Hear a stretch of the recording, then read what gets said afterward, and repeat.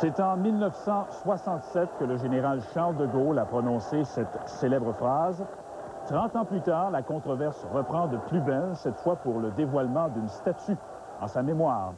Bonne fin de journée tout le monde. Le fameux bronze du général de Gaulle a été inauguré dans la controverse la plus totale aujourd'hui à Québec. On évalue à plus de 2000 le nombre de personnes qui avaient envahi le centre-ville en fin d'avant-midi. Le moins qu'on puisse dire, c'est qu'il y avait beaucoup de tension dans l'air.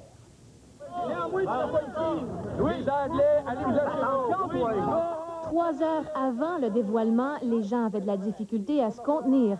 Une véritable guerre a pris place ici à Place Montcalm. Les souverainistes dans un camp, les fédéralistes dans l'autre. Des dizaines de duels ont soulevé bien des passions et des mots crus. Pourquoi vous le qualifiez d'ordure? Parce que celui qui s'attaque à mon pays, madame, s'attaque à moi personnellement.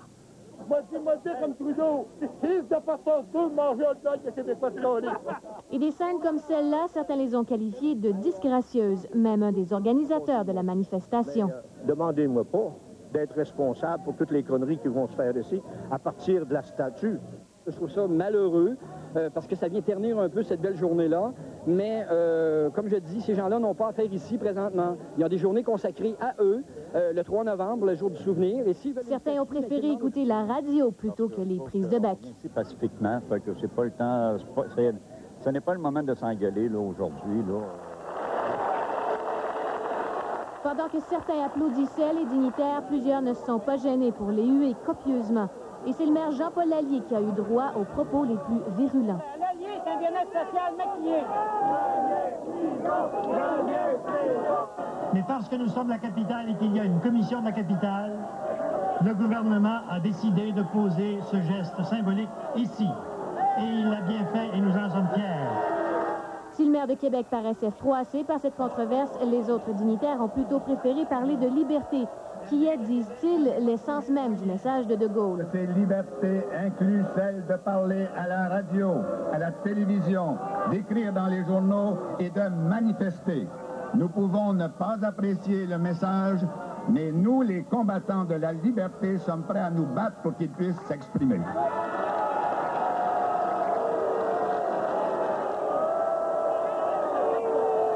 C'est sans contredit au moment du dévoilement de la statue du général de Gaulle que la foule est devenue hystérique.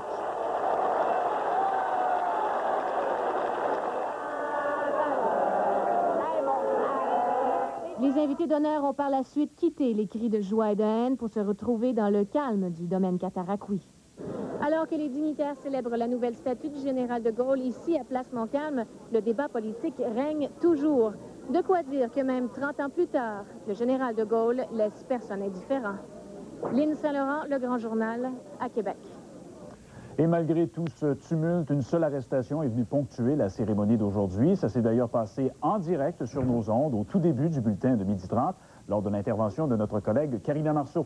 Voyons ça d'ailleurs tout de suite ensemble. Oui, puis M. Lallier, oui, regardez, là, la police doit arrêter une dame parce que là, les esprits s'échauffent ici, Raymond. La personne arrêtée est une dame de 65 ans de Québec. Elle a été amenée à la centrale de police. Elle a écopé d'une amende de 50 $ pour désordre, plus 25 $ de frais.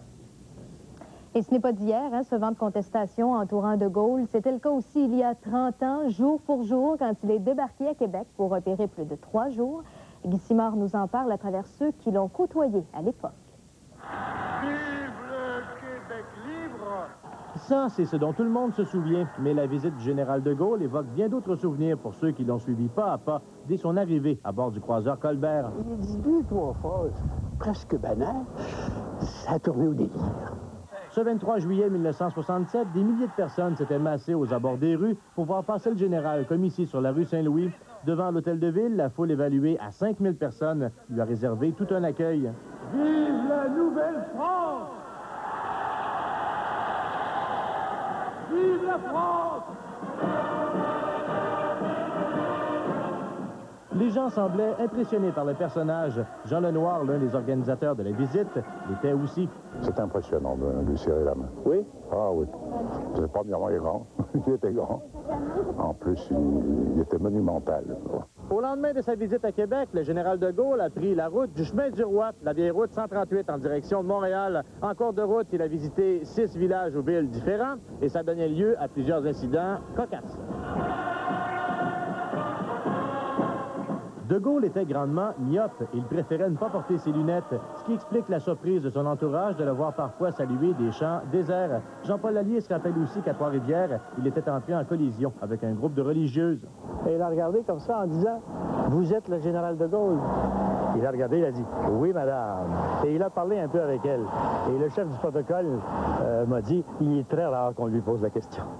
Sur le chemin du roi, plus de 500 journalistes suivaient les moindres gestes de Gaulle. La contestation était aussi palpable. Certains conseils municipaux n'étaient pas intéressés à l'accueillir, même que le fil du micro qui l'accompagnait a été coupé à quelques reprises. Maintenant, les paroles prononcées par le général au balcon de l'Hôtel de Ville de Montréal étaient-elles planifiées? La réponse est toujours loin de faire l'unanimité. Oh, un homme de cette trempe-là savait exactement ce qu'il faisait. Il n'y a rien qui était préparé de telle façon.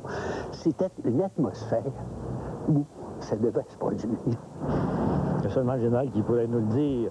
Ce qui est sûr, c'est que la déclaration a fait les délices des politiciens, mais aussi des humoristes de l'époque. Je commencerai ma prise de bec à Québec. En passant par Trois-Rivières, je libère. Et je ferai à Montréal un scandale. Pour ce qui est d'Ottawa, ben, j'y réponds. Effectivement, le général s'est envolé sans visiter la capitale fédérale et ça n'a pas fini de faire jaser. Guy Simard, le Grand Journal, à Québec.